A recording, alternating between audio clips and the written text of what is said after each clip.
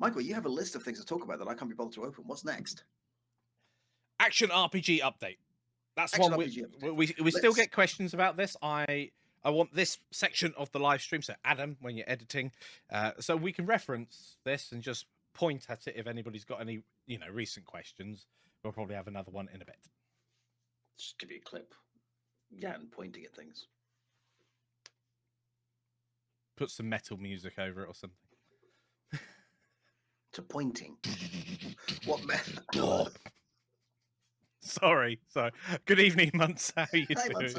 It's a good time to join us. Okay, What's Mike doing? The Action RPG project status as of January 2022. Michael, would you like to take over the Blender? Yeah, the Blender bits, and I'll do the Godot bits. So I've actually had quite a bit of time whilst I've been poorly and unable to vocalize stuff, and when I'm awake, I've been playing around with the audio part. So one of the promises from the Kickstarter is having some game audio. I've got several tracks put together so far. I'm going through the polishing stage at the moment, and so I'm looking to get at least the first one of three, what would you call them, album soundtracks. We're going to be 3 in total, and they're each going to have a slightly different theme. One of the things I didn't want to do is create 3 soundtracks, all kind of medieval RPG. Did want to go into that trope, so we're going to have one that is like that, because why not? And it's a lot of fun trying to make ye oldie music in, and I did the ye deliberately, but ye oldie music in a kind of more modern take. But then I know it winds him up, that's why I do it. But we'll talk about why in a second. But there's going to be a couple of other ones as well. So there's going to be more energetic soundtracks, and I'm not sure what the third one is going to be genre-wise at the moment. But they're all going to be based upon the same theme. So thematically, you could actually put them all together. They'll have the same ideas and motifs in the background, but of different genres. So that's the music. Over to you. Meanwhile, on the Godot, I'm still waiting for Godot 4 to be a little bit closer to or at launch before I start committing. And one of the main reasons for that is seeing what plugins are available, because it makes a big difference. Like, are we able to use a behavior tree plugin, or do we have to write it from scratch? Are we going to be able to use the multi-mesh plugin that we were using in Godot 3, the scatter plugin for all the trees and things? There's ways we can work around that, but it'd be nice to have those in there. I've also been playing a lot with Godot 4's navigation system, trying to get the NPCs to move in fancy ways. Didn't that have an update recently? Well, so the original "This is how it's going to work" was written in, I think, February 2020, and it was really cool. But so much has changed since then that it doesn't actually work. You have to tweak it. It's not massive tweaks, but you have to sort of play with it and see what the parameters actually do. So what I did was I tried a little battle tactics style grid, and I got a bunch of bunch of characters, and I said, all of you go for this point with collision avoidance, and then watched as they all got stuck on corners. Nice. Which they know are there, and they should be avoiding, but they're just getting stuck. And then watch as, like, I'm within 20 meters of that character over there, so I'd better stop, and they will just stop. Like, okay, so I need to understand these parameters better before I can teach it, because that's a really frustrating experience to kind of walk through a course. However, the visuals are looking fantastic. We have played with the visuals for the Godot 4 thing before, and I'm really looking forward to the stage at which Mikey can give us the new models and hopefully animations at the same time. I don't know what the plan is with that, as in what the time difference is between models and animation, because then we can really start making things looking beautiful. Brilliant. I am just going to open up one of the things that I've been working on in the background. I've just got to find where it is. I'm opening Blender. That's not going to crash anything. He's pressing buttons. I don't know where I put stuff, so entertain people whilst I find the thing. Please. Oh, me. Okay. Yeah. I thought it was going to be you. Oh, Danny boy. No, I don't know the lyrics to that one. Okay, so what else we talk about? Jelly. Hide the big red button for Mikey. Everyone needs a big friendly red button. I think I found it. Okay, so I just want to show people some of the assets. So we've got a dungeon asset pack, and I've been playing around with that, adding to it, making sure that we've got. Oh yeah, one of the big things we're having to do with the asset pack as well, just on the back of this, is when we originally made it, it's like, well, they're not going to be textured, so we don't need to UV map anything.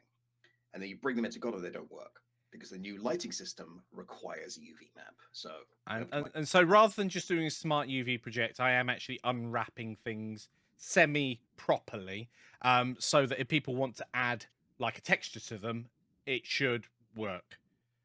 But anyway, it's Not guaranteed because they're still meant to be. Now I've just clicked go render, so hopefully the stream doesn't have a moment. Which is the button for my screen? Main screen. There we go. I don't know. So hopefully you'll see that in a moment. So this is obviously a render in Blender. And one of the things, that's not me, there we go. This is a render in Blender with Nice. sort of a dark scene. I'm going to come out of that now, and we've got loads. I've been working on the stonework and pillars, and as you can see, there's going to be lots and lots of variation for floor pieces. And one of the things when it comes to putting all the assets together is we won't be in a position where you've got. Well, let's change this to be that color. Is that a bearskin rug? There, no, it's me playing around with tessellation of parts and seeing what we can put together and what That doesn't is work so a together. bearskin rug. You're not fooling anybody, Bridges. Okay, it's a bearskin rug. But yeah, there's a Someone load. killed a teddy bear. Splat.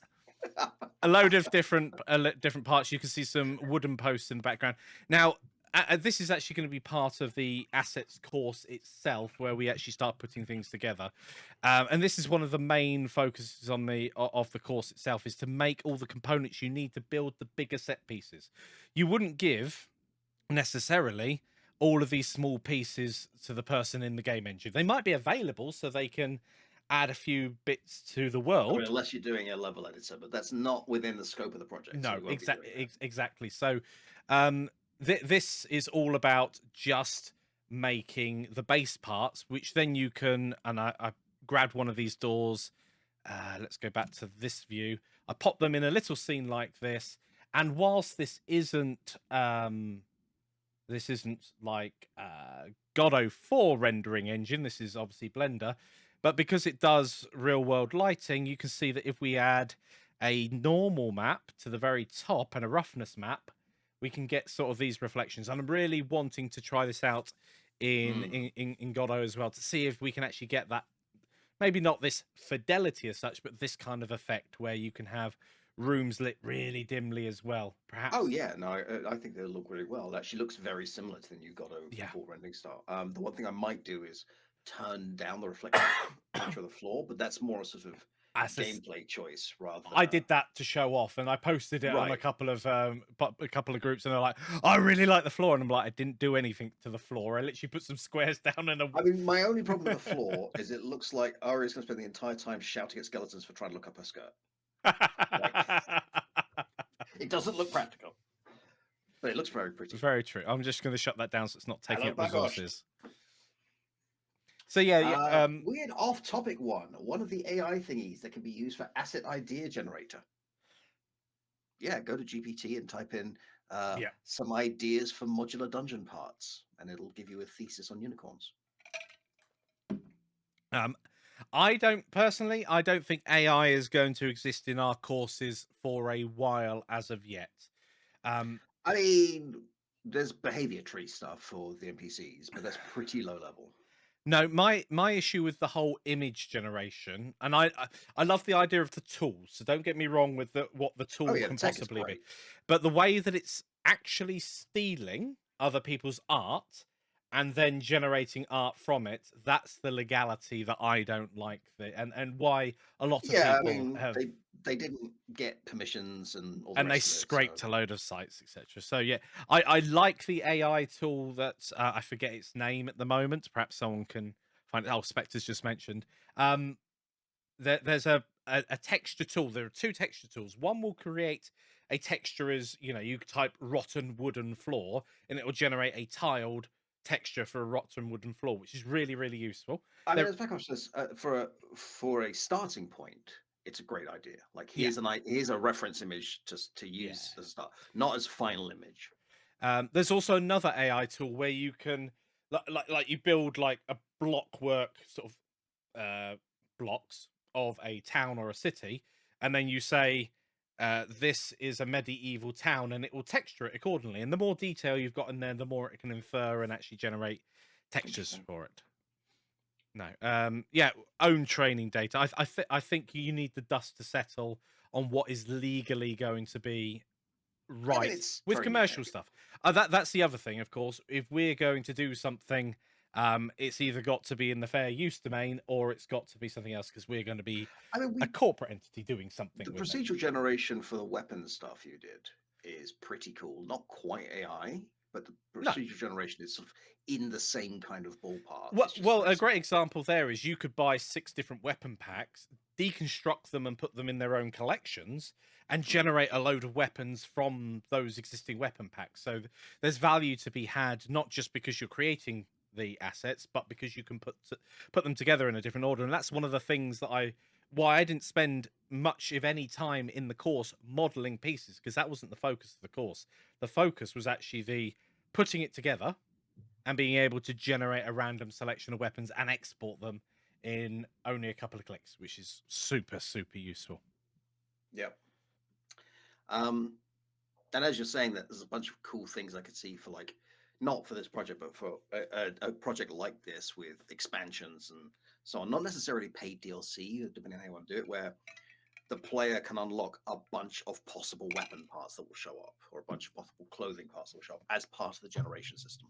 Yeah, procedural generation in general, and you could, I suppose, in the future potentially use AI to scatter objects across a level intelligently, so you don't have to program this deep algorithm. It knows this type of room, therefore it should have items in, and then you could have very not unique but different rooms each time because it starts to become obvious even in games that have big budgets when you get the repetition of certain rooms.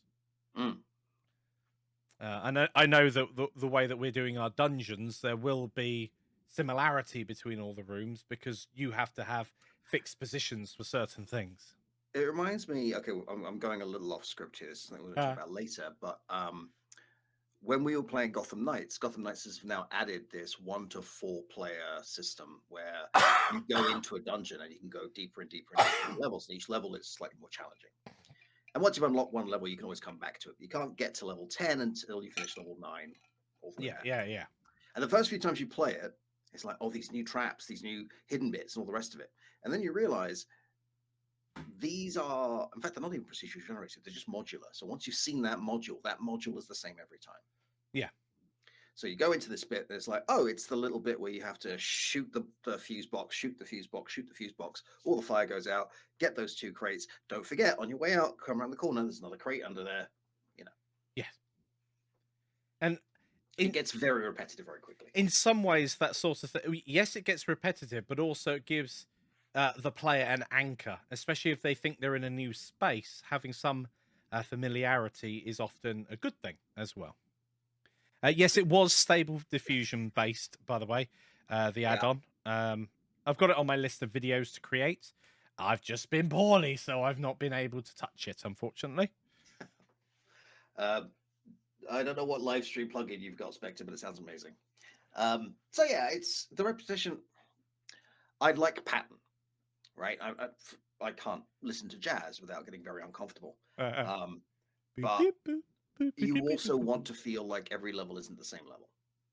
I don't think Gotham Knights does do that, but you certainly fall into the pattern and you recognize the same assets every time. Yeah.